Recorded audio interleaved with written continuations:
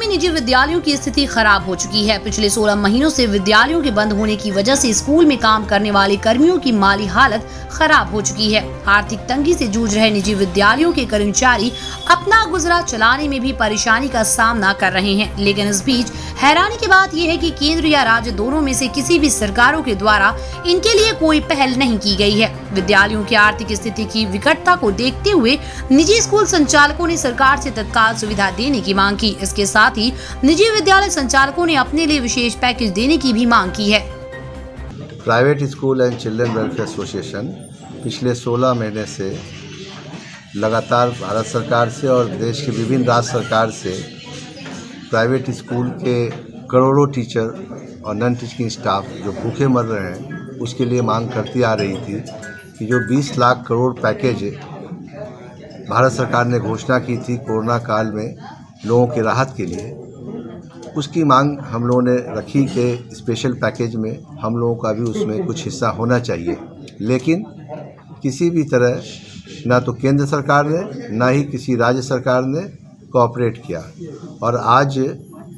लगातार हमारे हज़ारों टीचर भूखे मरते गए, पैसे के अभाव में इलाज नहीं करा पाए, हज़ारों स्कूल किराए के अभाव में पैसे के अभाव में बंद हो गए, मकान मालिक ने खाली करा दिया, हज़ार टीचरों की नौकरी चली गई।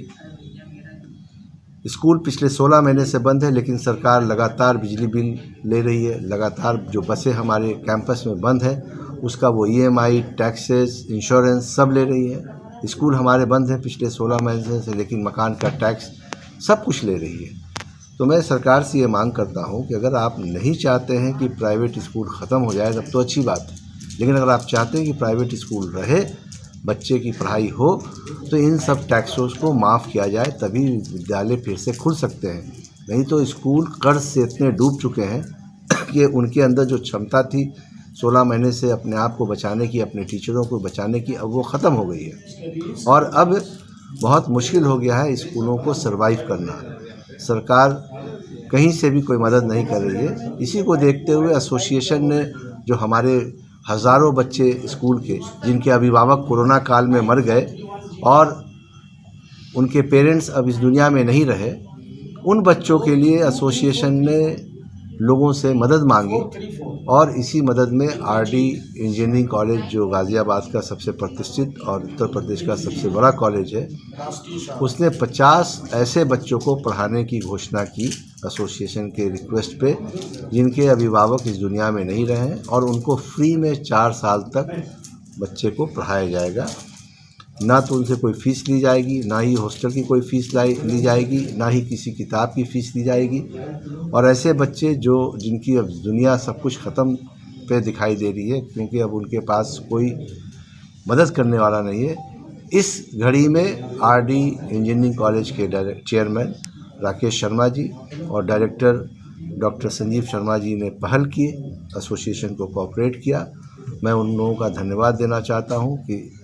केंद्र सरकार और राज्य सरकार ने कहीं कोई मदद करने की घोषणा नहीं की, लेकिन कॉलेज के मैनेजमेंट ने जिस तरह से घोषणा की,